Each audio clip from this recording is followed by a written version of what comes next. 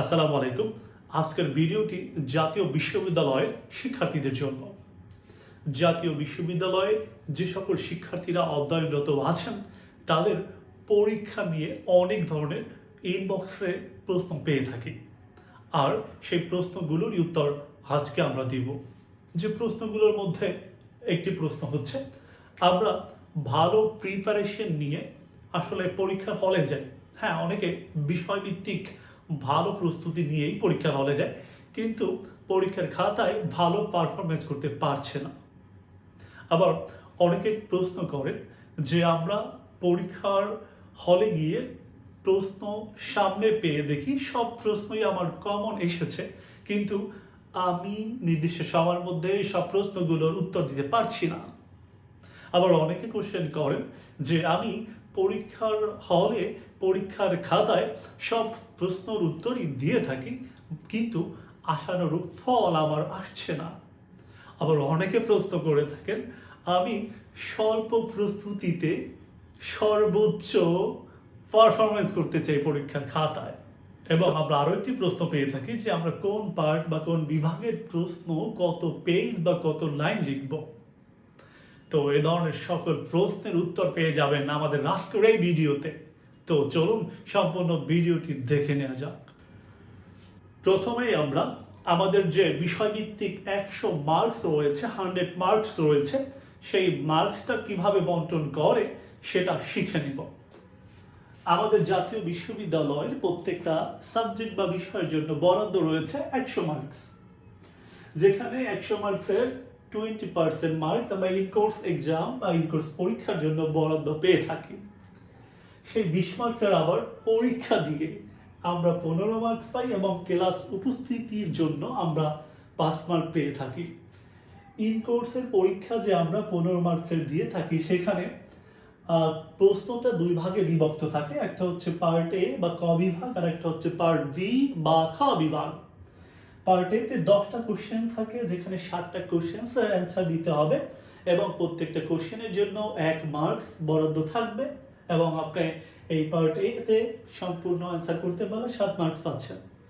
এবং part B এর জন্য 4টি প্রশ্ন কোশ্চেন্স বরাদ্দ থাকবে, যেখানে 2টি কোশ্চেন্সের আপনার অ্যান্সার করতে হবে। প্রত্যেকটা প্রশ্নে 4 করে মার্কস, যেখানে আপনি 8 মার্ক পাবেন যদি 2টা কোশ্চেনের অ্যান্সার ভালোভাবে দিতে পারেন। তো আপনি এই 7 এবং 8 15 মার্কসের হিসাব পেলেন, এবং 5 মার্কস তো ক্লাস উপস্থিতি। সো এই কোর্সের 20 মার্কস যে বরাদ্দ রয়েছে, 20% মার্কস যে বরাদ্দ রয়েছে, তার হিসাব এটুকুই। এবং আমাদের যে তৃতীয় ফাইনাল পরীক্ষা, তার জন্য আমাদের আসলে 80 মার্কস, যেটা আমরা পরীক্ষার হলে গিয়ে দিয়ে থাকি, এবং এটা নিয়েই আমাদের মধ্যে থাকে টান উত্তেজনা। তো সেই 80 মার্কসের বন্টনটা একটু দেখাই। সেই 80 মার্কসের কোশ্চেনটাও 3টা ভাগে বিভক্ত থাকে: পার্ট এ বা ক বিভাগ, পার্ট বি বা খ বিভাগ, পার্ট সি বা গ বিভাগ। যেখানে পার্ট এ তে ব্রিফ কোশ্চেন থাকে বা অতি সংক্ষিপ্ত প্রশ্ন থাকে, যেখানে 12টি কোশ্চেন থাকবে। 12টির মধ্যে 10টি কোশ্চেন্সের অ্যান্সার করতে হবে আপনাকে, এবং 1 করে প্রত্যেকটা কোশ্চেনের জন্য মার্কস, এবং আপনি 10 মার্ক পেয়ে যাবেন 10টি কোশ্চেনের সঠিক উত্তর দিতে পারলে। পার্ট বি তে আমরা মূলত 8টি কোশ্চেন দেখতে পাই, যেটাকে আমরা বলে থাকি শর্ট কোশ্চেন বা সংক্ষিপ্ত প্রশ্ন, এবং সেই 8টি কোশ্চেনের মধ্য থেকে আপনাকে 5টি কোশ্চেনের অ্যান্সার করতে হবে, যেখানে প্রত্যেকটা প্রশ্নের জন্য বরাদ্দ রয়েছে 4 করে মার্কস, এবং আপনি পেয়ে যাবেন 5টি কোশ্চেনের উত্তর দিতে পারলে 20 মার্কস। পার্ট সি বা গ বিভাগ, যেখানে আমরা ব্রড কোশ্চেন বলে থাকি অথবা বর্ণনামূলক প্রশ্ন, যেখানে আমার পার্ট সি বা গ বিভাগে 8টি কোশ্চেন থাকবে, যেখানে আমার 5টা কোশ্চেনের অ্যান্সার করতে হবে, যেখানে প্রত্যেকটা কোশ্চেনের জন্য 10 মার্ক করে বরাদ্দ রয়েছে, এবং আপনি 5টা কোশ্চেনের অ্যান্সার করতে পারলে 5 10 গুণ করলে 50 মার্ক পেয়ে যাবেন। এই গেল আপনার 80 মার্কের হিসাব। এবং এভাবেই আপনার প্রত্যেকটা সাবজেক্টের জন্য 100 মার্ক বরাদ্দ থাকে। আশা করছি বুঝতে পেরেছেন। প্রিয় শিক্ষার্থীরা, এই পর্যায়ে আমরা আলোচনা করব পরীক্ষার টাইম ডিস্ট্রিবিউশন অথবা সময় বন্টন নিয়ে। আমরা পরীক্ষার হলে গিয়ে দেখি আমাদের সব কোশ্চেন কমন পড়েছে, কিন্তু আমরা নির্দিষ্ট সময়ের মধ্যে সব প্রশ্নের উত্তর সম্পন্ন করতে পারি না, বিধায় আমাদের মূলত কাঙ্ক্ষিত ফলাফল আসে না। তো কিভাবে আমরা আমাদের নির্ধারিত সময়ের মধ্যে সব প্রশ্নের উত্তর সঠিকভাবে দিতে পারবো, সেটা নিয়ে আমাদের এখনকার আলোচনা। তো আমরা দেখতে পাই আমাদের যে টোটাল 100 মার্কস রয়েছে প্রত্যেকটা সাবজেক্টের জন্য বরাদ্দ, তার জন্য আমাদের মোট সময় হচ্ছে 4 ঘন্টা 45 মিনিট। সো আমরা আসলে এই 4 ঘন্টাটা হচ্ছে তত্ত্বীয় ফাইনাল পরীক্ষার জন্য, যেটা আমরা বোর্ড পরীক্ষা বলে থাকি আর ফাইনাল বলে থাকি, এবং এই 45 মিনিটটা হচ্ছে আমাদের ইনকোর্স পরীক্ষার জন্য বরাদ্দ। তো ইনকোর্সটা আগে সেরে নেই। ইনকোর্সের যে পরীক্ষা রয়েছে তার জন্য আমাদের 45 মিনিট বরাদ্দ থাকে, যেখানে আমরা দেখতে পাই ইনকোর্সের প্রশ্নে পার্টে ব্রিফ কোশ্চেন থাকে, পার্ট এতে বা অতি সংক্ষিপ্ত প্রশ্ন থাকে, যেখানে 10টা কোশ্চেনে প্রশ্ন দেওয়া থাকে, আমাদের 60টা কোশ্চেনের অ্যান্সার দিতে হয়। আমরা প্রত্যেকটা কোশ্চেনের জন্য 3 মিনিট করে বরাদ্দ রাখবো এবং 3 7 21 এই 21 মিনিটের মধ্যে আমরা আমাদের ব্রিফ কোশ্চেন বা পার্ট এ কমপ্লিট করব। এবং পার্ট সিতে 4টা কোশ্চেন থাকবে, যেখানে 2টা কোশ্চেন্সের অ্যান্সার করতে হবে আপনাকে, এবং প্রত্যেকটা প্রশ্নের জন্য আপনি 12 মিনিট বরাদ্দ করবেন এবং 24 মিনিটে আপনি এই 2টি কোশ্চেন সম্পন্ন করবেন। আপনার 45 মিনিট এখানেই শেষ। আমাদের আজকের আলোচনার মূল বিষয় হচ্ছে যে তত্ত্বীয় ফাইনাল পরীক্ষা, তার জন্য যে বরাদ্দ 4 আওয়ার অথবা 240 মিনিট, এই সময়টাকে নিয়ে এই পরীক্ষাতে আমরা বেশি হজবরলা করে ফেলি আমাদের টাইম ডিস্ট্রিবিউশন নিয়ে। তো এখানে আমাদের তত্ত্বীয় ফাইনাল পরীক্ষার জন্য 4 ঘন্টা বরাদ্দ থাকে, যেখানে আমরা মিনিটে কনভার্ট করলে 240 মিনিট হয়, এবং এই 240 মিনিটের মধ্যে আমাকে part A, part B, part C এর সব প্রশ্নগুলোরই উত্তর দিতে হবে। তো পার্ট এতে 12টি কোশ্চেন থাকে এবং 10টি কোশ্চেনের অ্যান্সার দিতে হয়। প্রত্যেকটার জন্য আমরা 3 মিনিট করে বরাদ্দ রাখবো এবং 30 মিনিটে পার্ট এ এর প্রশ্নের উত্তর কমপ্লিট করব। পার্ট বি তে 8টি কোশ্চেন থাকবে, যেখানে 5টি কোশ্চেনের অ্যান্সার দিতে হবে। প্রত্যেকটা কোশ্চেনের জন্য আমরা 12 মিনিট বরাদ্দ রাখবো এবং 60 মিনিটে 5টি কোশ্চেনের অ্যান্সার বা পার্ট বি এর অ্যান্সার কমপ্লিট করব। পার্ট সিতে 8টি কোশ্চেন থাকবে আমাদের, যার মধ্যে 5টি কোশ্চেনের অ্যান্সার করতে হবে, যেখানে প্রত্যেকটা প্রশ্নের জন্য 25 মিনিট বরাদ্দ রাখবো এবং 125 মিনিটের মধ্যে আমরা এই প্রশ্নগুলোর উত্তর সম্পন্ন করব। আমরা এরপরে হিসাব করে দেখতে পাচ্ছি যে আমাদের পার্ট এতে 30 মিনিট, পার্ট বিতে 60 মিনিট এবং পার্ট সিতে 125 মিনিট বরাদ্দ করার পরেও আমাদের রিজার্ভ রয়ে যায় 25 মিনিট। এখন অনেক শিক্ষার্থীদের প্রশ্ন হতে পারে আসলে এই 25 মিনিট আমরা কি করব। তো এই 25 মিনিটে দেখা যায় আসলে আমরা সব প্রশ্নের উত্তর যে আমাদের এই নির্ধারিত সময়ের মধ্যে দিতে পারবো এমন নয়। কিছু প্রশ্নে বেশি সময় লাগতে পারে। সেই বেশি সময় লাগবে যে প্রশ্নগুলোতে আমরা এই রিজার্ভ টাইম থেকে সেই বেশি সময় লাগা প্রশ্নগুলোর পিছনে আমরা ব্যয় করব এই রিজার্ভ টাইম 25 মিনিট। কোনোটায় হয়তো বা 5 মিনিট লাগতে পারে, 2 মিনিট লাগতে পারে, এই টাইমটা দিয়ে ওটা কভার করবো আমরা। এবং আমাদের পরীক্ষা দেওয়া শেষে আমরা দেখব আমাদের আসলে সব কিছু সুন্দরভাবে বরাট হয়েছে কিনা। আমাদের এই বিষয়গুলো OMR এর যে আমাদের বিষয়গুলো থাকে, রোল, আমাদের রেজিস্ট্রেশন নাম্বার, আমাদের মূলত ওই পরীক্ষার যে খাতা থাকে সেই খাতার নাম্বার ঠিক মতো আমরা গুছিয়ে সম্পন্ন করেছি কিনা বিষয়গুলো ক্লিয়ারিং করব। তার জন্য আমরা একটা সময় রাখবো, যেটা রিজার্ভ টাইম থেকে আমরা আসলে ওখানে বন্টন করব। এই হলো আমাদের টাইম ডিস্ট্রিবিউশনটা। এভাবে করলে আমরা আমাদের নির্ধারিত সময়ের মধ্যে আমরা সম্পূর্ণ প্রশ্নগুলোর অ্যান্সার করতে পারবো। এখন অনেকের একটু প্রশ্ন থাকে যে আসলে আমরা পার্ট এ এর একটা লিখলাম, পার্ট বি এর 2টা লিখলাম, আবার পার্ট সি এর একটা লিখলাম, আবার পার্ট বি এর একটা লিখলাম, এভাবে হজবরলা করে লেখা যাবে কিনা? মোটেও না। আপনার পার্ট এ শুরু করলে আপনি পার্ট এ কমপ্লিট করে তারপরে পার্ট বিতে যাবেন। পার্ট বি কমপ্লিট হওয়ার পরে আপনি পার্ট সিতে যাবেন। অর্থাৎ একটা বিভাগ শুরু করলে আপনি আবার মাঝখান থেকে অন্য বিভাগ শুরু করতে পারবেন না। ওই বিভাগটা শেষ করে আপনাকে অন্য বিভাগ শুরু করতে হবে। অর্থাৎ পার্ট এ কমপ্লিট হবে, তারপর পার্ট বি কমপ্লিট হবে, তারপর পার্ট সি।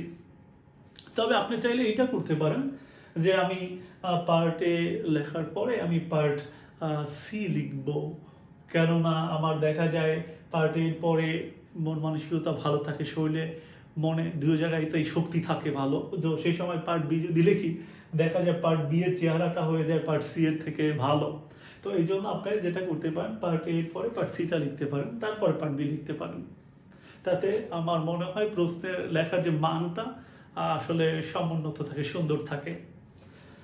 তো সেক্ষেত্রে আপনি যেটা করবেন, পার্ট এ লিখে আপনি খুব স্পষ্টভাবে পার্ট সিটা স্যারের যেন চোখে পড়ে যে আপনি পার্ট এ এর পরে পার্ট সি শুরু করেছেন, আর সেটা যেন স্যারের চোখে পড়ে সেই ব্যবস্থা করেই আপনি মূলত পার্ট এ এর পরে পার্ট সি শুরু করবেন, তারপর পার্ট বি শুরু করবেন। তাতে কোনো সমস্যা নেই। অর্থাৎ পার্ট এ, তারপর পার্ট সি, তারপর পার্ট বি আপনি করতে পারেন, কোনো প্রবলেম নেই। তবে আপনি এই যে বিভাগের ধারাবাহিকতাটা মেনটেন করতে হবে, যে আপনি যেন পার্ট এর কয়টা লিখলেন না আবার পার্ট সি এর কয়টা লিখলেন এরকম যেন না হয়। পার্ট এ লিখে পার্ট সি সম্পন্ন করবেন, তারপর পার্ট বি সম্পন্ন করবেন। আর পার্ট এ ধরেন আপনার 6টা কমন পড়েছে, আপনি 6টাই লিখবেন, তারপর জায়গা রাখলেন, পরে মনে হলে আপনি আবার পার্ট এর যে খালি জায়গা রেখেছিলেন ওই অংশে আপনি পার্ট এর কোশ্চেনগুলো লিখে দিতে পারেন, তাতে কোনো প্রবলেম নেই। আর একটা কথা বলতে চাই, সেটা হচ্ছে যেমন ভালোবাসার ক্ষেত্রে লাভ এট ফার্স্ট সাইট থাকে, যেখানে আপনি প্রথম দেখাই একটা বিষয় ভালো লেগে গেল আপনার প্রিয়জনের, তো তারপর থেকে কিন্তু তার অন্য বিষয়গুলো ভালো লাগা শুরু করে। ঠিক তেমনি আপনার পরীক্ষার খাতায় ওরকম লাভ এট ফার্স্ট সাইট রয়েছে, সেটা হচ্ছে পার্ট এ। আপনি পার্ট এ যত সুন্দর করে এবং সঠিকভাবে লিখবেন, আপনার পার্ট বি এবং পার্ট সি এর প্রতি স্যারের দৃষ্টিভঙ্গিটা অত সুন্দর হবে। সো পার্ট এটা স্পষ্টভাবে এবং সঠিক উত্তরগুলো পার্ট এ এর জন্য আপনি লিখবেন, যাতে আপনার পার্ট বি পার্ট সি এর প্রতি স্যারের দৃষ্টিভঙ্গিটা সুন্দর থাকে। তো এভাবেই আপনাকে আসলে প্রশ্নের উত্তর দিতে হবে। আরেকটা কথা, অনেকে বলে থাকেন যে আসলে কোন প্রশ্নটা কত পৃষ্ঠা ভইরা লিখতে হবে আমার, অর্থাৎ পার্ট এ এর জন্য একটা প্রশ্নের জন্য কত লাইন লিখতে হবে, পার্ট বি এর একটা প্রশ্নের জন্য কত লাইন বা কত পেজ লিখতে হবে, পার্ট সি এর একটা প্রশ্নের জন্য কত লাইন বা কত পেজ লিখতে হবে।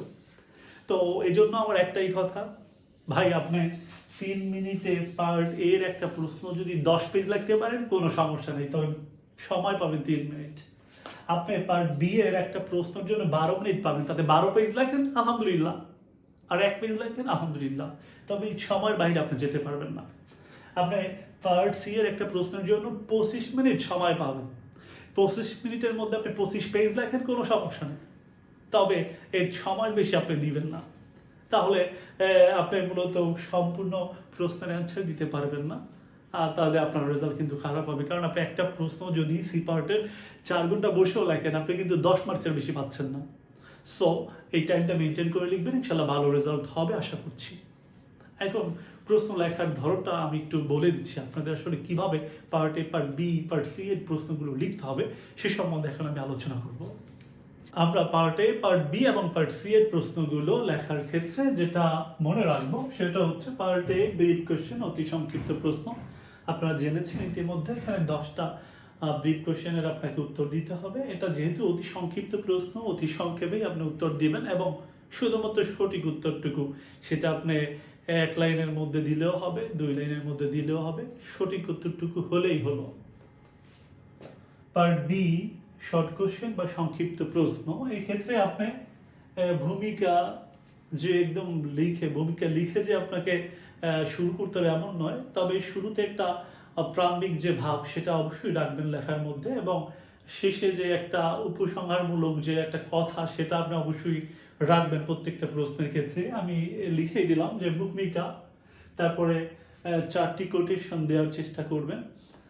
যদি বেশি দিতে পারেন 12 মিনিটের মধ্যে কোনো সমস্যা নেই, সর্বনিম্ন 4টা দিবেন, এবং পরিশেষে তো অবশ্যই একটা সারসংক্ষেপ লিখবেনই উপসংহারের মতো করে, তবে উপসংহারটা উল্লেখ করতে হবে ব্যাপারটা এমন নয়।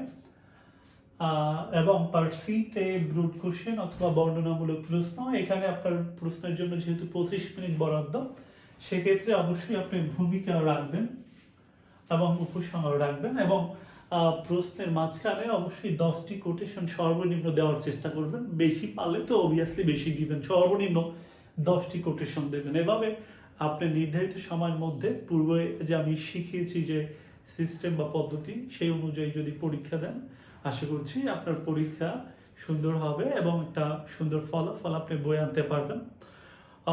পরিশেষে এটাই বলতে চাই, আমার সকল শিক্ষার্থীরা সুন্দর পরীক্ষা দিক, সুন্দর ফলাফল করুক, এবং আল্লাহর রহমতে সুন্দর কেরিয়ার গড়ুক। আরও একটা কথা বলে যেতে চাই, রেমন্ডস এডুকেয়ার কিন্তু বিগত 12 বছর যাবৎ বিবিএ এবং এমবিএ এর সকল ম্যাথমেটিক্যাল বিষয়ে আসলে বরিশাল সহ পুরো বাংলাদেশে অনলাইন এবং অফলাইন কোর্সের মাধ্যমে শিক্ষার্থীদের সেবা দিয়ে আসছে। তো আপনারা রেমন্ডস এডুকেয়ারের রেমন্ড স্যারের সাথে যদি কোনো ম্যাথমেটিক্যাল বিষয়ে আসলে রেমন্ড স্যারের কাছ থেকে শিখতে চান, অবশ্যই আমাদের দেওয়া ফোন নাম্বারে অথবা আমাদের ইনবক্সে যোগাযোগ করতে পারেন। আমাদের ওয়েবসাইট রয়েছে www.remonseducare.com। আপনারা সেখানেও আমাকে নক করতে পারেন, এডমিশন নিতে পারেন। সর্বোপরি রেমন্ডস এডুকেয়ারের সঙ্গে থাকবেন এই প্রত্যাশা আজকের মতো। আল্লাহ হাফেজ, আসসালামু আলাইকুম।